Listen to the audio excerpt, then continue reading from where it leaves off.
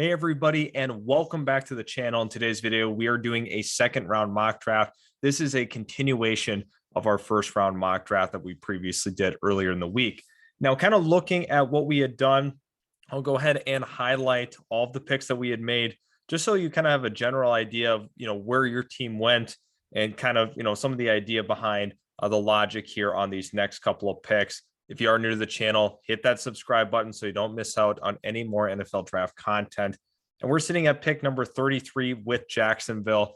And I kind of look at this as an opportunity to get a guy based off of injury. I don't know if this is really going to be the case when it comes to draft night, but Jameson Williams is still available. I think when you look and consider what Jacksonville's done, obviously they brought in Christian Kirk. They have Laviska Shenault, Marvin Jones. But I think with a player this talented in Jameson Williams, you have to think about it. I also look potentially in that linebacker room in the secondary as well. I think Andre Cisco is going to take a huge step forward this upcoming year, going to get a lot more play time. So safety might not be as big of a concern considering they have Rayshon Jenkins, for a couple more seasons. So I'm kind of looking at it through the lens of that. I do believe Jameson Williams would be the pick here for Jacksonville, getting a vertical threat wide receiver and a guy who can be an absolute stud at the next level. If it wasn't for his injury, he would not be available here clearly at 33. At 34, we have the Detroit Lions, and I really like what we were able to do with the Detroit Lions with Jahan Dotson. And you also look up here at what we were able to get at too with Kayvon Thibodeaux. Two positions that are a desperate need for them. I also am looking potentially in the secondary. I also like the idea of grabbing Nakobe Dean here. The fact that he's still available, I think they'd be absolutely ecstatic to see that. So I'm going to go ahead and select Nakobe Dean with that 34th pick. And then now at 35, we have the New York Jets. The New York Jets are in a really good position here to also add to that linebacker room. If we kind of consider what's available, I don't know if I absolutely love it. And what we were able to do previously with their pick, we went with Garrett Wilson and also Ike Mekwonu. This gives us an opportunity definitely to check out that secondary. I think that is something worth noting. Jalen Petrie still here. Let's take a look at what else is potentially on the board for the New York Jets. And I accidentally clicked on Roger McCreary. That is not what we want. Jalen Petrie, Kyler Gordon's another guy that is definitely in this range. But I think Petrie's versatility and what he can do is going to fit this Jet system the best. And now we have the New York Giants. New York Giants definitely could be considering offensive line. Linebacker is another area of concern for me there. So I definitely think they're going to be looking in that direction. Leo Chenal from Wisconsin is probably the pick. Asamoah as well from Oklahoma. Chad Mumma is another one of my favorites. So any one of these guys. But I'm going to go with Chenal here from Wisconsin going to the New York Giants. At 37, with the Houston Texans, there's obviously a lot of needs here, but it's tough to pass up on a guy like Jordan Davis. Really being in the middle of that defense, I think that could be dangerous. I think the value is absolutely terrific for them here at 37 to land a guy like Davis. He's so tough to block up the middle and really could be a staple for this defense for many, many years to come. Now, once again, we have the New York Jets. And, I like what we're able to do with the Jets. I think linebacker is a spot that they definitely have to touch up on. So we're going to go ahead once again and dip back here. Chad Mumma is one of those prospects where I think he's going to be undervalued to a lot of people, but with how he plays, how he moves, he's going to be a really, really effective linebacker at the next level. He's going to be able to cover. He's going to be able to defend the run. I think there's so much to like about him as a prospect. I'm going to go with Mumma here to the New York Jets. And now we have the Chicago Bears, and it would be very, very tough for me not to look at that wide receiver position right away. I think with the development potentially of Justin Fields, you have to look wide out. Jalen Tolbert or Christian Watson are definitely in play. I know Christian Watson and his physicals is what's getting really, really, everybody excited. Jalen Tolbert, a ton of production at South Alabama. One of those guys that you don't hear a ton about just because of where he played. However, I'm going to go with Jalen Tolbert. I think this is going to be really great for the Chicago Bears offense. So Jalen Tolbert is my pick there. Pick number 40, we have the Seattle Seahawks. They need a lot of different things. However, Sam Howell is still available. Considering that I think with the first one, we went with Ahmad Gardner and we did at pick number 9. They're going to come back and take a developmental quarterback, a guy that they can, really try to work into the system. And And hopefully Sam Howell could potentially be that guy. I'll also kind of display some of the other QBs that are available. Desmond Ridder is also in consideration, Carson Strong as well. But Sam Howell, to me, is going to be the pick with that one. And following that up, it's hard to not go with Bernhard Raimann from Central Michigan, a guy that hasn't played football a whole lot in his life. I believe he started just after high school. Once he got to the collegiate level, was really his first exposure at it. He actually started as a tight end. So very good feet, super athletic. So Bernhard Raimann going to Seattle, another terrific value for that team. Now at 42, we have the Indianapolis Colts. I think you definitely have to consider wide receiver as a big need here, corner as well. So let's take a look at what is available at the corner spot. I don't think that it'd be crazy to think that they would take a corner, but Kyler Gordon is still here. He's probably my favorite of the guys left. Really good man-to-man guy. Could fit in nicely into that Indianapolis Colts secondary. So Kyler Gordon is going to be my pick there. I like that for them. Now we have the Atlanta Falcons, and considering that they went quarterback with their first pick, I think getting an edge is huge for them. I mean, they just haven't been able to replicate some of that production from when they lost Vic Beasley. So I'm going to go ahead and take Boye Mafe, an absolute stud from Minnesota, a guy that's starting to garner a lot of media interest around the league. And I think that when you look at what Mafe was able to do at the University of Minnesota and how his game projects to the next level, you're going to see a ton of sack production. I love that for the Atlanta Falcons. At 44, we have the Cleveland Browns, and the Cleveland Browns it's a little weird for them, right? It's because they definitely need to consider wide receiver. Also along that defensive line, that's a concern for me. Devontae Wyatt is still sitting here. A guy that was kind of overshadowed on that Georgia defense.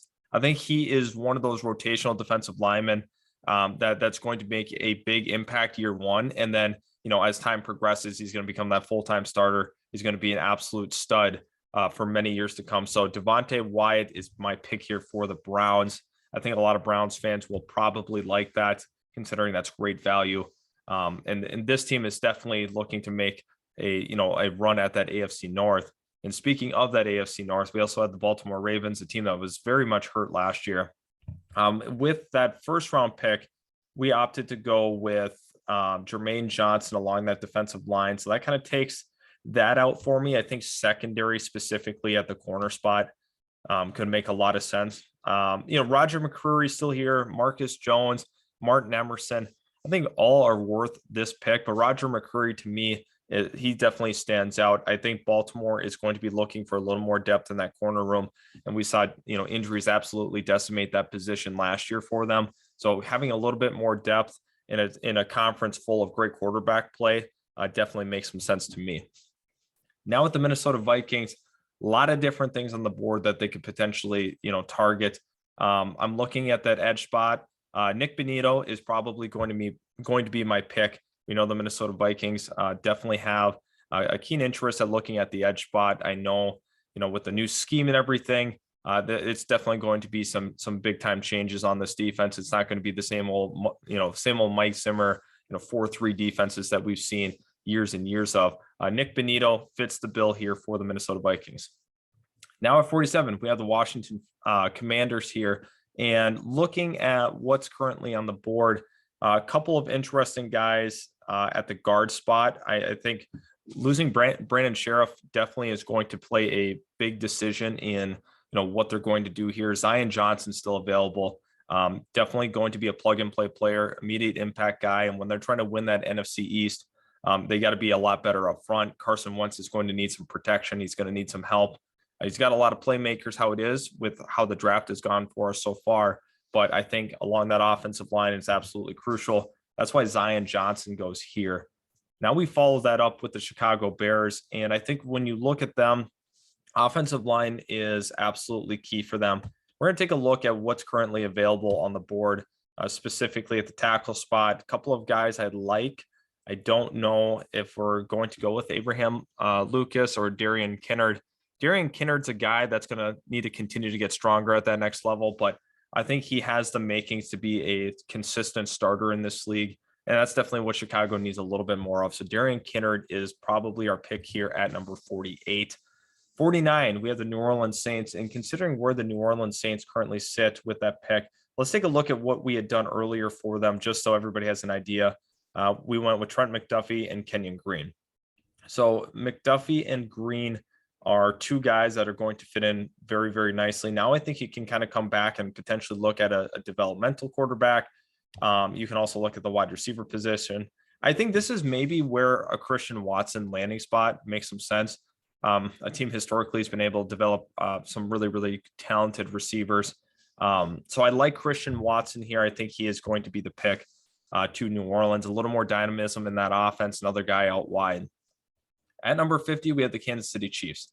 And I think that they're going to be considering a little bit more along that defensive line. I think Travis Jones could be an absolute unit in the middle of that defensive line. You know, they got a lot of versatility with some of the guys that they already have.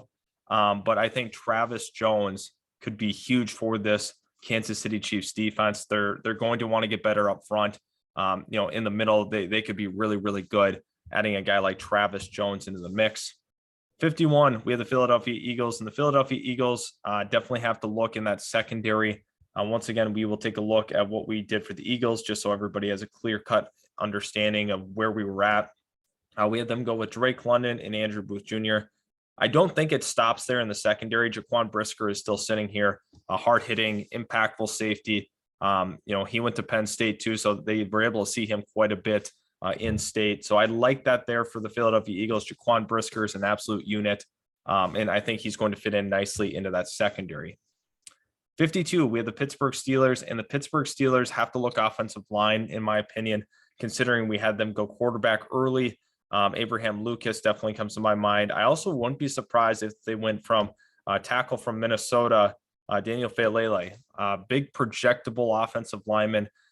You have some questions about his overall mobility and pass protection. However, when you look at what you can mold him into, I think this could be, you know, this might be one of those guys that ends up being a Pro Bowler with some of those, you know, high upside traits. So I like that for the Pittsburgh Steelers. They're going to continue to build up that offensive line. 53 now, we have the Green Bay Packers, and the Green Bay Packers are in a position where they should probably look offensive line as well, because in our mock draft previously, we had them go with an edge and a wide receiver. I wouldn't completely, you know, count out wide receiver once again, but offensive line to me is really, really important, specifically, you know, with where they're at. I'm going to go Kellen Dyche from Arizona State, a guy that's lost a little bit of momentum in the draft communities, but you can definitely make a huge upgrade along that offensive line with Kellen Dyche. So that should be no problem and a seamless transition for the Packers. 54, we have the New England Patriots. You know, the New England Patriots are in a position where it's always tough to project what they're going to take. You know, every single year, you always think, oh, I have the Patriots pick figured out. You really don't. I had them go with Kyrie Elam earlier in the draft. And I think you can kind of look at that wide receiver position. Definitely need to get a couple more playmakers. And I think Justin Ross or Khalil Shakir could be two names to watch. Also, John Mechie III is a name that's kind of flown a little under the radar. A guy that was thought to potentially be a late first round pick, still on the board here for the Patriots. I think Khalil Shakir has gained the most momentum during the offseason process. So I'm going to go with Shakir here to the Patriots. A little bit more dynamic on the outside, and I think they get a lot better in that wide receiver room. Now with the Cardinals at 55, you definitely have to consider, you know, what they've lost and everything. You know, Arnold Ebiketie could be a really, really good pick. Obviously, losing Chandler Jones is big. Ebiketie is going to be stepping in for him.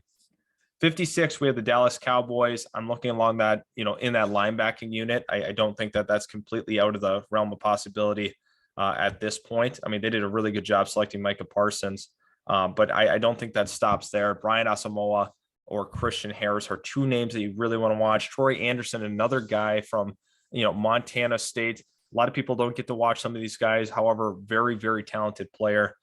To me, I think Christian Harris is going to be the pick. I think Dallas Cowboys are going to be happy. Still seeing him on the board. They have a history of drafting linebackers, and I really don't think it stops here in that second round. At 57, we have the Buffalo Bills, and the Buffalo Bills are in a position where they are maybe considering, you know, looking at that wide receiver spot. Earlier, we had selected for them Lewis Cine.